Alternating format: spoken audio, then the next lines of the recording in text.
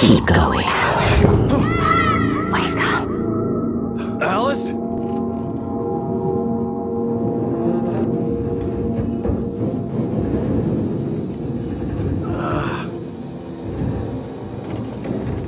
Waking up in the crashed car felt like I had woken from one nightmare and entered another. I couldn't remember how I got there. All I knew was that something terrible had happened to Alice.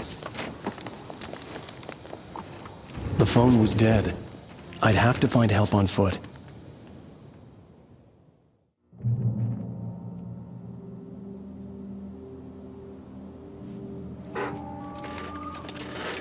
Among Alice's things was a book, The Creator's Dilemma, by a Dr. Emil Hartmann. Seeing the book brought back my fight with Alice. I didn't like it, and I didn't like the guy's smug face on the cover either.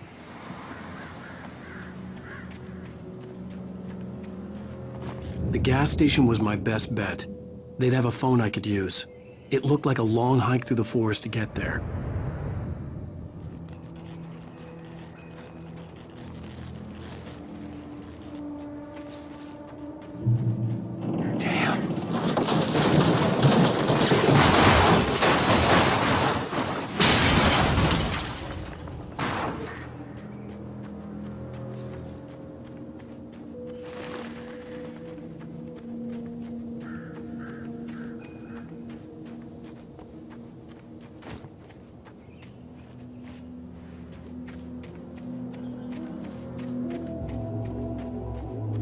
Hello?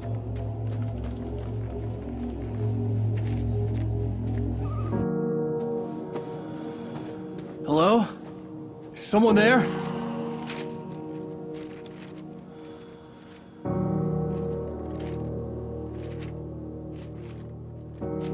The loose sheets of paper were pages from a manuscript entitled Departure. That was the name I planned to use for the next novel I had never gotten started.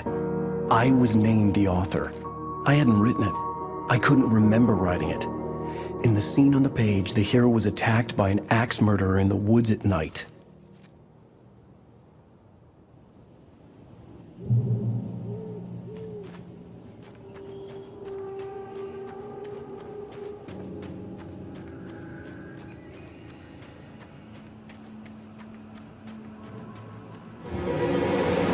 Anybody there? Please! I've been in an accident!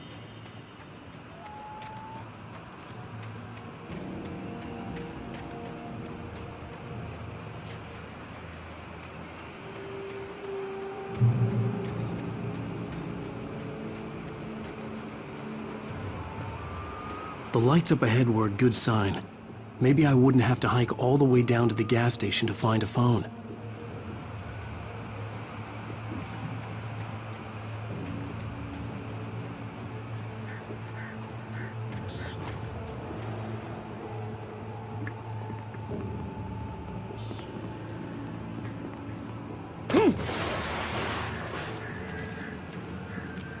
Anybody there?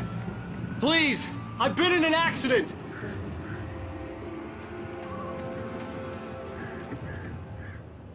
Hey! Hey, you! Phil! There's been an accident. I need help. Listen, Deposit. I need to... Premium cabins for rent in Nightfall! Oh, hell. Carl Stuckey. Pleased. To meet you. Non-refundable Reservation deposit required. Fair and square.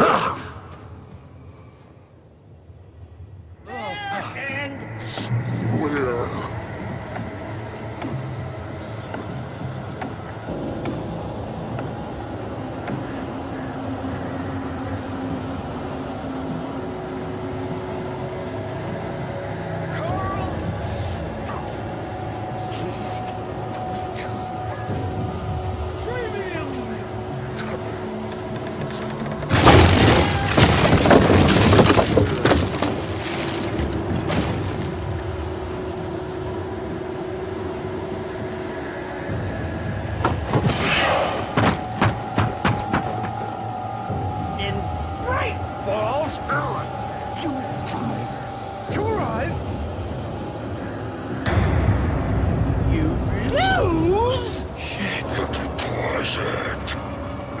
I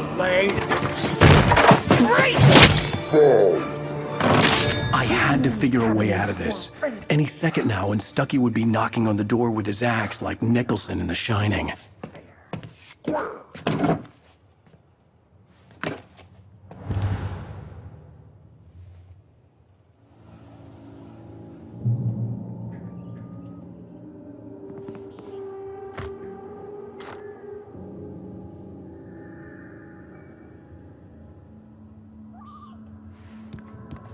During your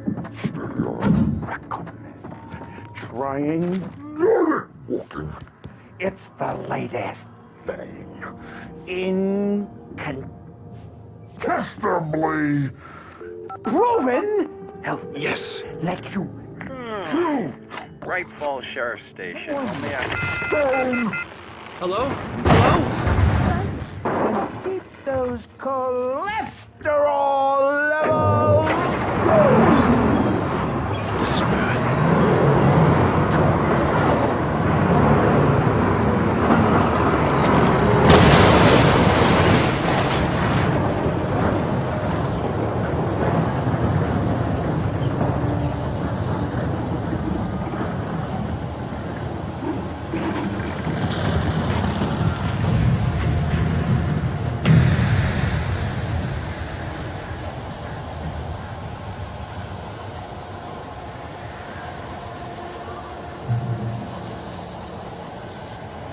The bulldozer had gone over the cliff with the office.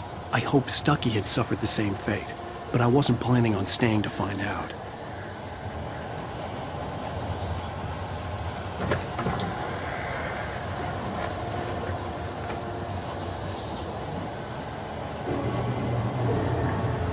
There were more of them.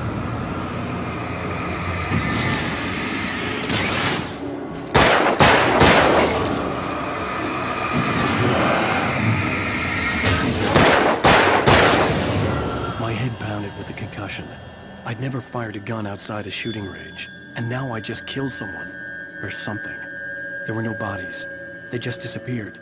If I was dreaming, it felt real enough to make me sick.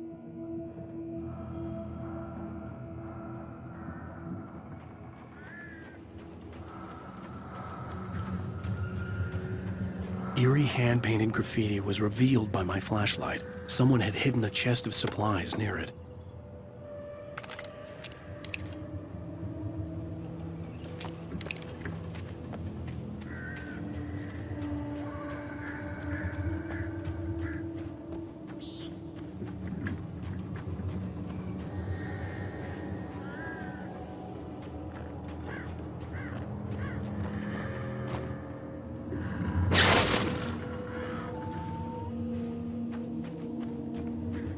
The dark forest was the last place I wanted to go, but I had no choice. I had to get to the gas station. It's rabbit season.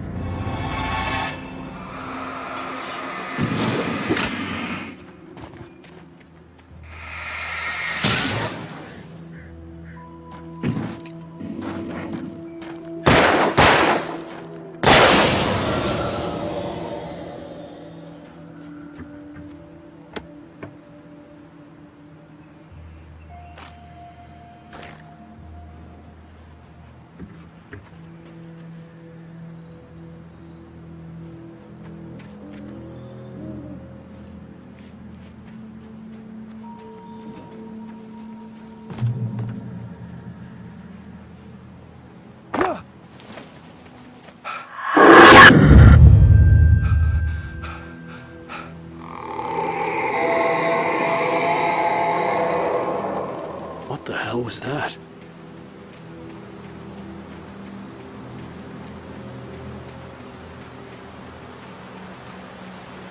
When I saw the river below, something uncoiled itself inside my head. I realized that I'd have to find a way across. I didn't even want to look at the water.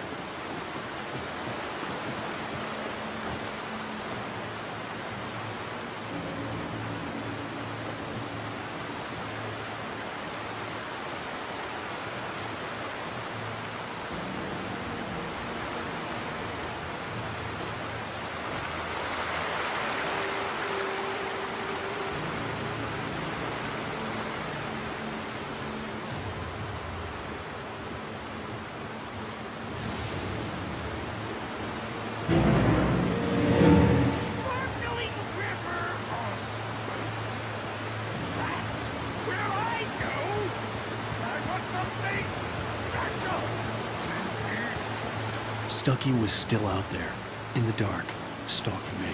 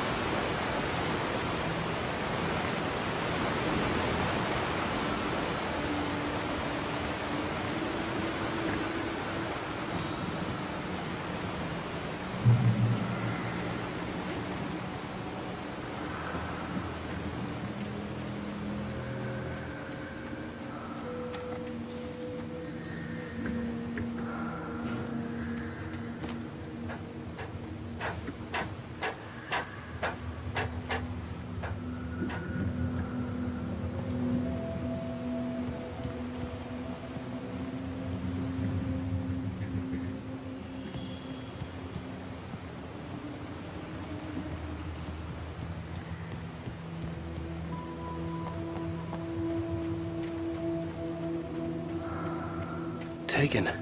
They're taken.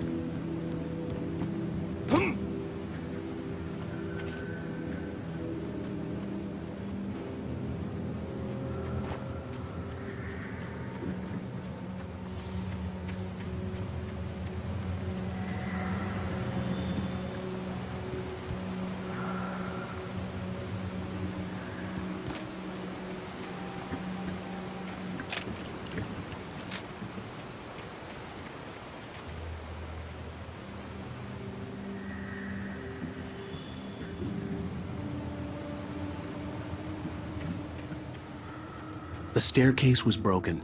I had to make my way up some other way.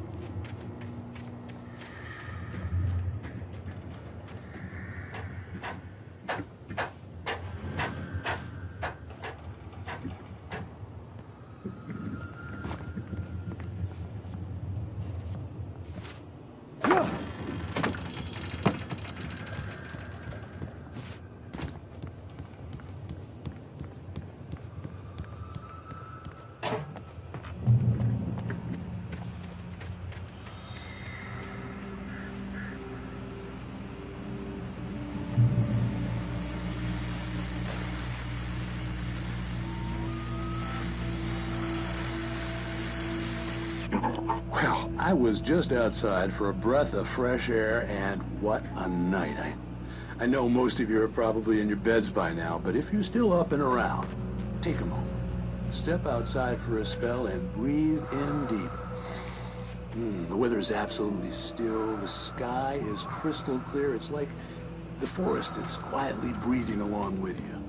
As you listeners know, I'm a night owl, and it's on nights like this I wish I wasn't cooped up in the studio. There's an old man like me. But here I am, and it would keep you company all night long if I weren't. It looks like I'm not the only one staying up late. Caller, you're on the air. Hey, Pat, it's Maurice Horton. Hello, Maurice. What are you up to? Well, I was just taking Toby on his walk. Oh, isn't it beautiful out there? Sure, Pat, the reason I called is that Toby heard something ruffling in the undergrowth and took off after it, and I couldn't find it. Probably a rabbit. Sure. Toby loves rabbits. Well, sure. Anyway, I figured that, if anyone runs into Toby, they could grab him. My number's on his collar. And Toby's a friendly dog?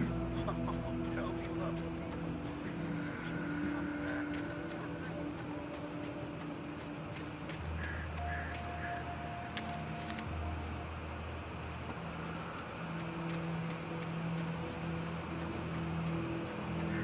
The gas station was closer now, its light welcoming in the darkness.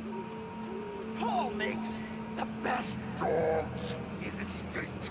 belly burster is the best with no Cut! Monster dog! is second best. The famous dog is Dude!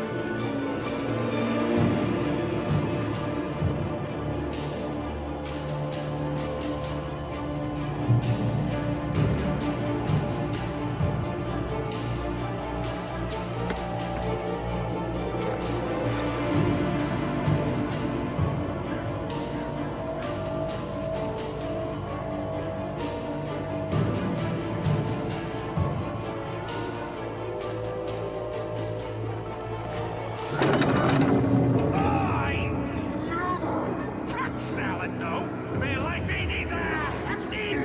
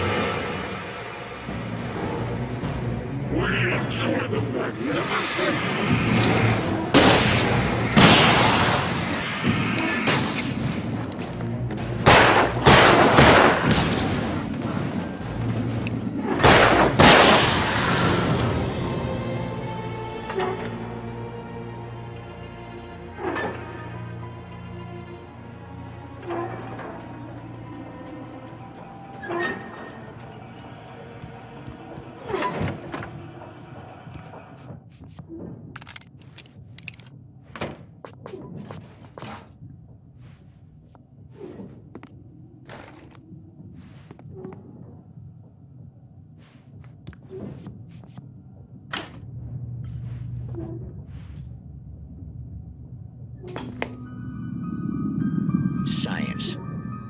It bestows immortality on those who advance it to elevate all of mankind.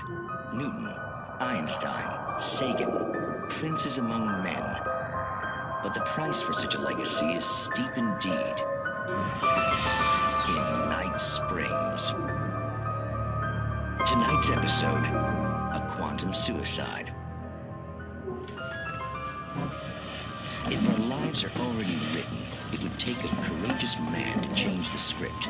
Having called a press conference, Dr. Barclay Colvin is about to demonstrate that very courage. Ladies and gentlemen of the press, I am Dr. Barclay Colvin, and I'm glad so many of you could join me here at the Moorcock Institute. Tonight, I'm going to give a practical demonstration of the many worlds interpretation. As you can see, this is a loaded 9mm pistol. It shall be part of a thought experiment. And now, a real experiment, known as a quantum suicide. Did he say suicide? Is that a real gun? He's kidding, right? Please, please, stay calm. There is no risk. Observe what occurs when I place the weapon against my own forehead. Now, you might think this round is merely a dud. Not so. Observe the flower pot. And yet, I myself cannot be harmed with this gun. With each pull of the trigger, two new realities branch off. One in which the weapon didn't fire, and one where it did. With my machine here, I have ensured that this reality is always the former. I have bestowed upon myself quantum immortality. Under no circumstances can this gun kill me. So wait. What you're saying is that every time you pull the trigger, in another reality, you die? Yes, of course, but that's completely trivial. There's an infinite number of things that could happen at any moment, and they always do happen somewhere. The point is, this one thing did not happen here. You're insane, Colvin. Insane? Insane? Hey, was this thing supposed to be plugged in? I stumbled on it. You fools! Gaze upon quantum immortality.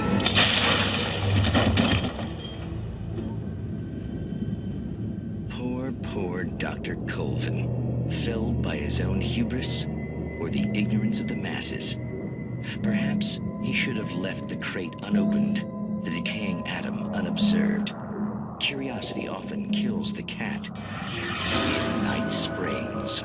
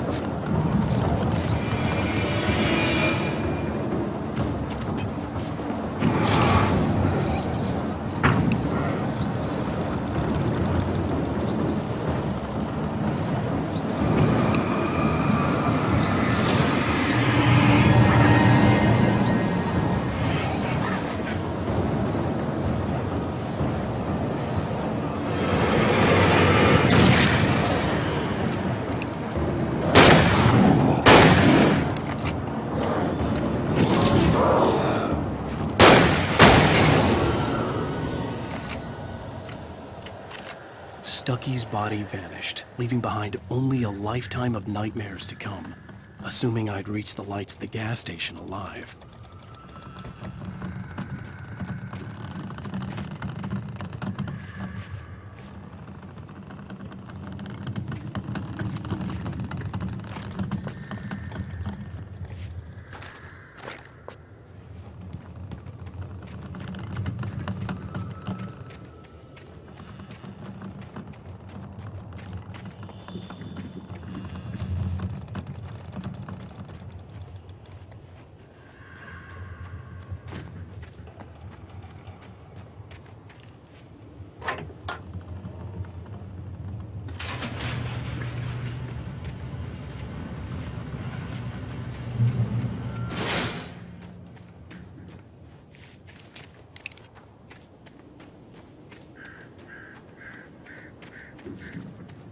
I recognized the parade float I had seen in Bright Falls when I first arrived with Alice.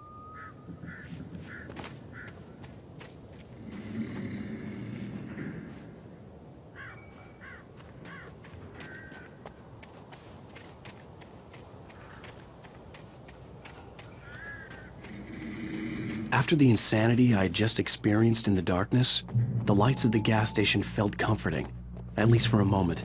The sane world reasserted itself.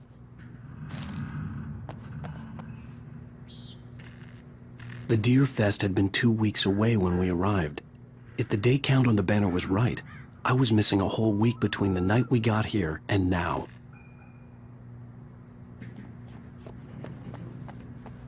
The garage was a mess. It looked like someone had trashed the place, or that there'd been some kind of fight. I'll write. I'll keep writing. Outside, there's only darkness. Outside the cabin, outside the story, there's only darkness. I can feel her presence in the dark. Just now, I could smell her perfume in the room. I'll reach her. I'll fix it up. I'll bring her back. The story will come true. If I stop, she's lost. I don't believe this. It'd been me on the TV, talking crazy. Was I losing my mind?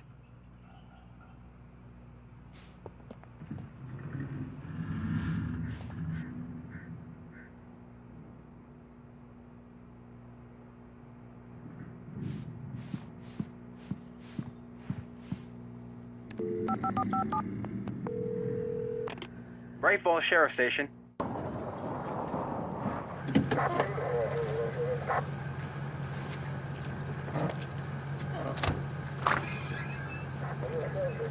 Oh, thank God, Sheriff. Sheriff Sarah Breaker.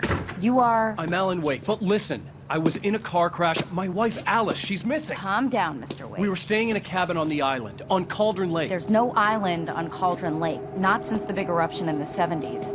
Please, I can take you there, okay? You look like you've taken a pretty bad knock to the head.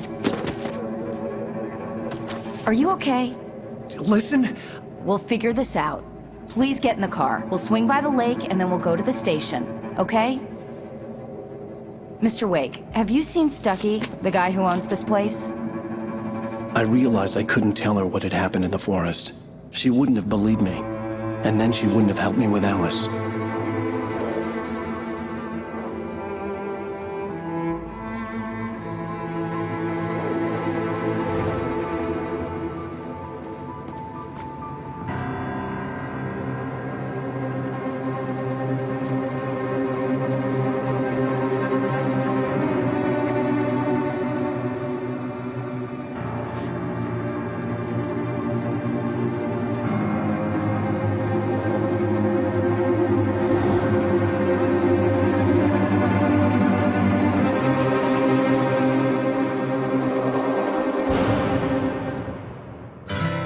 Candy-colored clown they call the Sandman tiptoes to my room every night, and just to sprinkle stardust and to whisper, go to sleep, everything is all